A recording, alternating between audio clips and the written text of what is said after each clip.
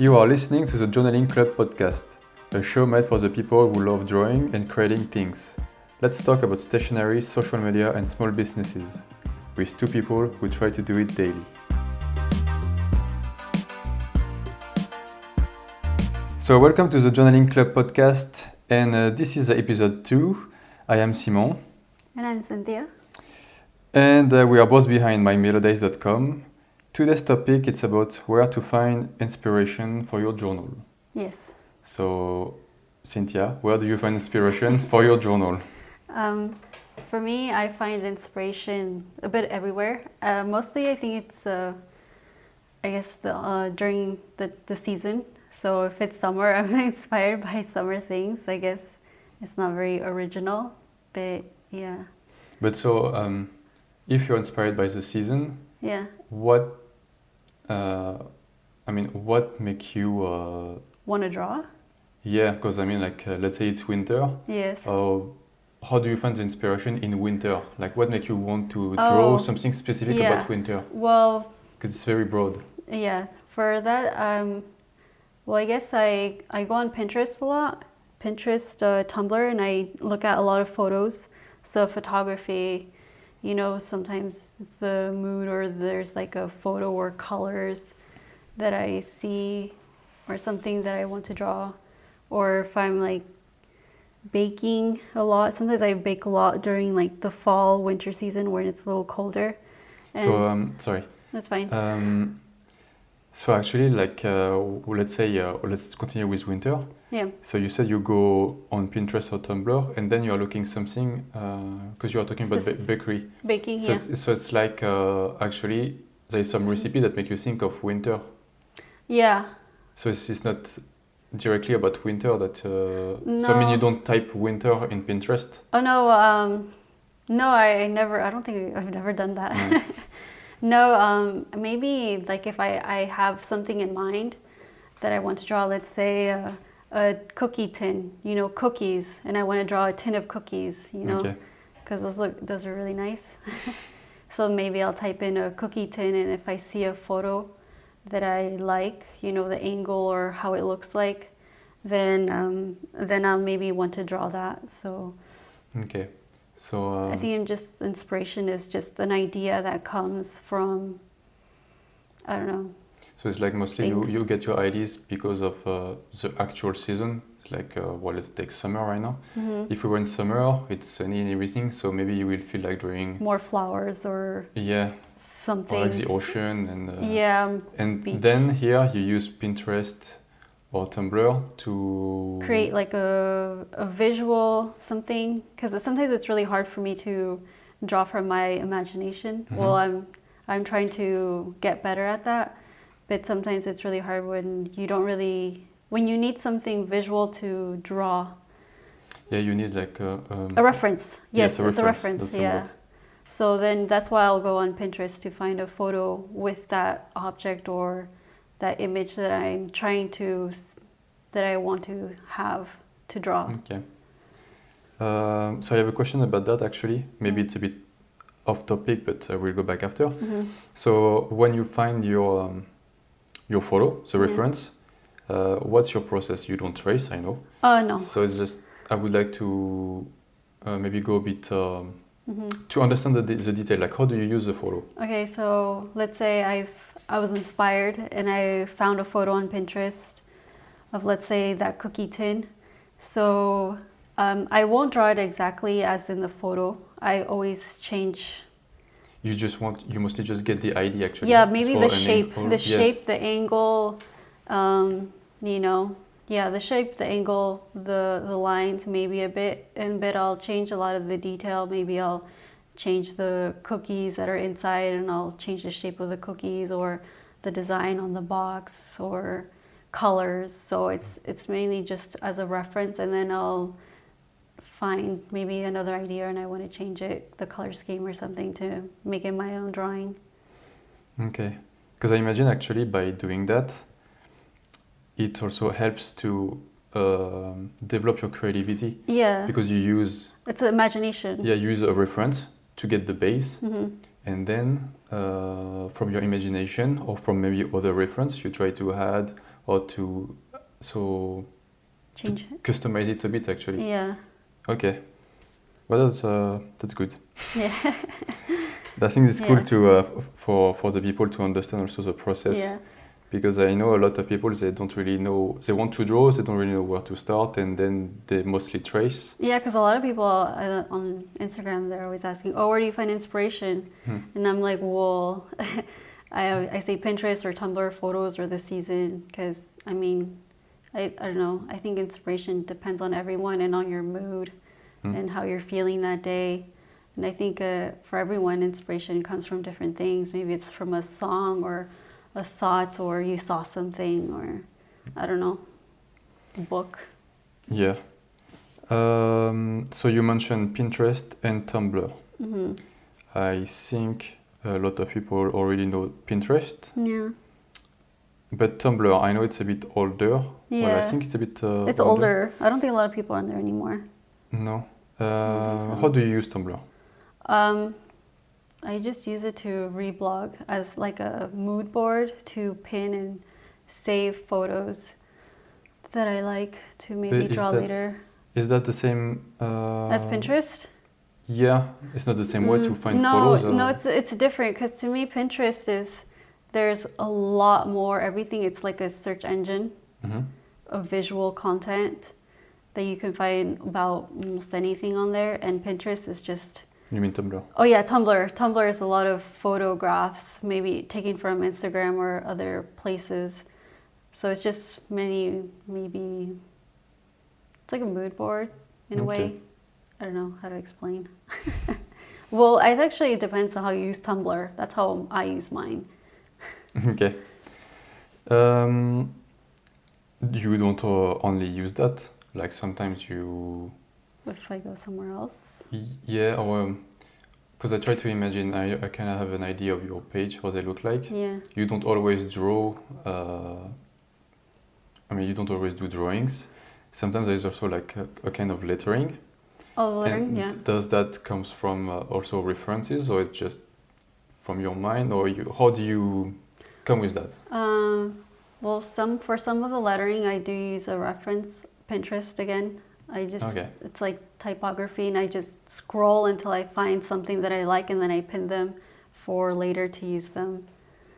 But then, because on Pinterest you will find an image, or you find all the letters, but you don't directly, like it's the same. You don't directly copy all the letters the same. It's just to get the shape of the letter. I don't really understand the question. Okay, yeah. No, because so from what I imagine, when you're looking for a typo on Pinterest, you will get the whole alphabet. Yeah. So you're okay with the usually you get the whole alphabet. Well, it depends. The photos that I find that there's a whole alphabet for all the letters, capital or lowercase or something, both or just one. So I'll use that. And do you think you can maybe find one? Because I would like maybe to add that on the blog to find maybe the reference and maybe what you have done with that reference on your journal, so people can maybe see. Oh yeah, I don't know the name of the fonts or. Well, we'll try to see. But I just pinned them. I don't really know the whole what it's called or anything. No, it's fine if we don't find that. I just if you have the reference, maybe just we can see you. Well, it's on one of our pin boards. I labeled it typography, so it should be there. It should be saved. Okay, so I will add that on the blog. Yeah. So people can see. Okay. And what about Instagram then? Do you use Instagram as inspiration? Yes. Not really. I know a lot of people say that they use Instagram as an inspiration, but for me, I like to look at what other artists do, and I think it's more of a motivation for me to try to improve my artwork and to continue, because I sometimes see other people's artwork, I'm like, wow, like that's so good, it makes my drawings look like bad, like I heard something about that. Was amateur something, and so it's like it's a way for me to want to improve my skill, or maybe to try something, a new style. So for me, it's more motivation than inspiration. Okay, yeah, it's funny you said that, because I think it was on Instagram, I saw that. Yeah. Someone made a kind of graphic, Mm-hmm. and she was explaining why you always find your drawing bad in a way to compare the other one. Mm-hmm. And she said it's because you are looking at people that inspires you, Mm-hmm. that you really like, Mm-hmm. and it's kind of like you like them that much that you feel there's a gap between Yeah. what you do Of a and level. what you see. Yeah. And it's funny because for other people that actually take you as example, they Yeah. feel exactly the same way. Yeah. And It's so like a actually, hierarchy of yeah, level and yeah. skill. So it doesn't mean your heart is bad. It's just Yeah. you're at a certain level right now that Yeah. that is good, but you're always comparing to someone, Mm-hmm. let's say better. It's subjective because it's for you they are better, Mm-hmm. but maybe for someone else, even them, they're maybe thinking, oh, they're bad to compare to someone else. Yeah. It's pretty subjective. Yeah. And I wanted to add something else also. Well, I know that guy, Who? Rours. Bruce? Oh, yeah, I don't know how to say his name. Rours. He's French. And he said something, it was interesting because he is drawing a lot while he's... It's like a comic style now. Yeah, he's between the manga and the comics. He's very good, he's drawing a lot. And he was saying he never watch Other people? Mm. Because, I don't know, for me it sounds like he has a kind of photographic memory. Because if you watch too much other people, yes. he tries to recreate... You end up copying what you're seeing. Yes. Because it's end up staying in Yes. his mind, and it actually like redo the same thing. So he's tried to not watch at all and just go with his imagination. Yeah. But this guy has... Well, he's really good. Yeah. I've seen what he does. I will add his name on the blog so you can see. Maybe some people will like what he's doing, or it's maybe more male, something... or I don't know. I don't know. It's something that I like, but I didn't see that much stuff like that in journaling. But anyway, Yeah. maybe you will like that. Yeah. Well, actually, you make a good point because it's true when you keep looking at other people's artists, because let's say you're trying to learn and you keep studying other people's artists and looking and watching, that's not really always a good thing because like you said, you end up copying and your style is not your style anymore. You end up copying and it's like losing your credibility. Yes, so you you can't develop your own style because you're copying and you're kind of replicating someone else's style and their imagination and it's kind of like it doesn't help you to develop and get your own creativity. Like it's good in the beginning just to get ideas and to inspire, but in the long run, it's not going to help. Yeah, maybe it's good for some technique and stuff like that at the beginning, but not too much, so you actually don't develop your own universe and creativity. Yeah. Okay, so well, I think it's pretty good already. Maybe you use some other kind of place for inspiration. I mean, maybe something that is not online. Mm-hmm. Not really. I think it's just, well, I also like find inspiration in fashion, in like fashion people, maybe what they're wearing, and I'll want to draw that. Downton Abbey. No. But yeah, maybe actually you can find also inspiration in on TV or on the series, movies, and maybe in, I don't know. Did you manage to find inspiration in songs? In songs? Not really. No. I don't think I ever. Maybe there's like a lyric, but I don't. Not really. Not for me. Because I like to listen to music while I draw. No, yeah. There's some people that manage to, I think, get inspiration from music. I think it's like they maybe create from the story of the song. Because I don't really know how she's doing that, but there is Myrthe. Oh yeah, Sunflower Winters. Yes. On Instagram. And she's a huge fan of Taylor Swift, if I'm not wrong. Yes. And she's doing drawings about that. And and they're really good. I don't know if there is like, yes, she's very good. I don't know if there is a lot of people who do that. Yeah, but I mean, where she find her inspiration, is it directly from the music and she create her own thing? I think so. Well, yeah. I have no idea because I don't listen to Taylor Swift. No, yeah. So I don't know her lyrics or her music or anything, but maybe I know some people when in their lyrics, it's like creating a story. It's like they're telling a story. So maybe perhaps from the lyrics, it's like you get an imagery from the story and what the words are saying, and you can create an image from that. Okay. Well, it's pretty interesting. I will add the link to her page too because she's very good. And yeah. So I think it's pretty good for today. And now I would like to add something extra, like a little tip or. Yeah. Do you have something that you want to talk about today that is maybe not related to journaling? What would you recommend to the people who will listen to this podcast? Well, I have just this random thought in my mind that to check your fruit for bugs and worms. Yeah, that's a good one. Because we bought some figs not too long ago, a couple weeks ago, and I thought it was maybe just getting a little moldy or soft or bruised in one area, and I was just curious about it because the skin and everything looked perfect. It was just a soft spot, and I decided to cut it with a knife, and these two like worms or maggots came out. It was so disgusting. It was gross. I was disgusted and I threw it away.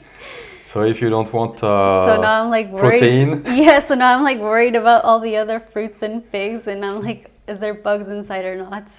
We had the same problem last year, but cherries. Cherries, yes. Yeah. But they were cherries from the tree, like a backyard. Yeah, yeah. They weren't from the store, so there was bugs in them too. Well, it happens. So if you don't check them, you'll just get extra protein in your fruits. Okay, so maybe me, I will add a little something also. I am a huge fan of Malcolm in the Middle. Oh yes, he is. And if you want to release the stress or anything like that, you should watch it. It's very funny, and it's a pretty good series. And I know it helped me to relax, to laugh, to laugh, to have a good time. I really recommend it. And I think that's it for today. Yes.